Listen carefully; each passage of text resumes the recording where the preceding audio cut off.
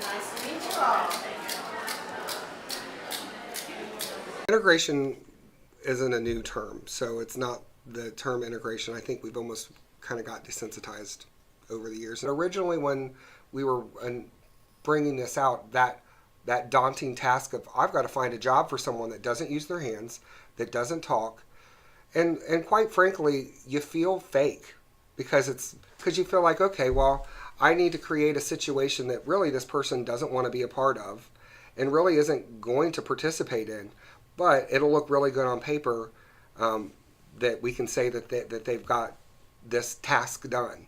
And I think that it's a struggle. You know, we get so caught up in trying to create this ideal that we think exists that we miss the individual. I mean, integration to me, when you're saying integration, that means that there's something wrong with you that you need to ask for permission to belong.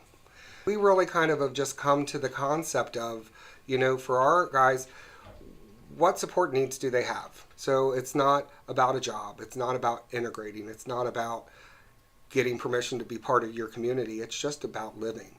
There was a lot of negative feedback in the beginning because I think they were worried about their role. It seemed like to them a mountain that would be very difficult to overcome.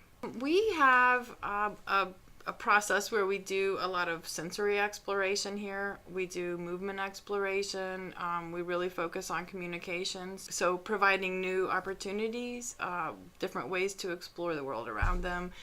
I had spoke earlier about a gentleman who sleeps in-house when he's at our day program, and also was sleeping the majority of the time when they would go on community trips.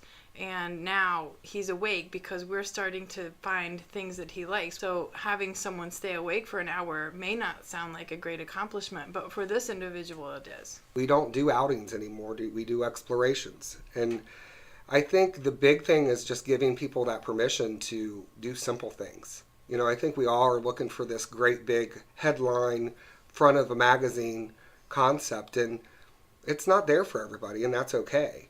And I would rather someone go out one-on-one and have a one-on-one experience and truly be able to discover the things that make them tick. And we're finding communication pieces that we never knew existed on people that we knew for forever.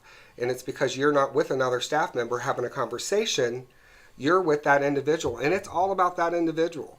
So that one time that they may get out in the month versus 3 times in the month has 10 times the impact.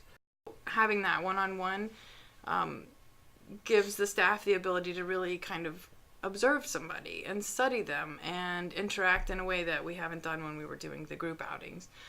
They're excited about seeing that, and then they're building upon that. So it's giving them, I think, something different to look forward to in their work. If we want the community to be a part of this, we have to believe it as providers. As a manager, I have to believe it in order for my staff to believe it. And we have to keep talking about it. We can't have this great idea and not follow through. It's a challenge that will always be a challenge, and it's always coming back to the simplicity of things. And I can tell even with staff that after a little while, they start getting, okay, this has to be harder than this. And I think that that's the reality.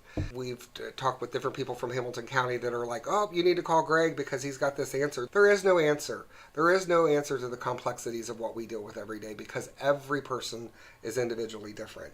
When they come across that thing that works for them, they'll have their moment. But to create a moment just because we feel like they should have a moment, that's just a moment for us. I guarantee you that's not a moment for them.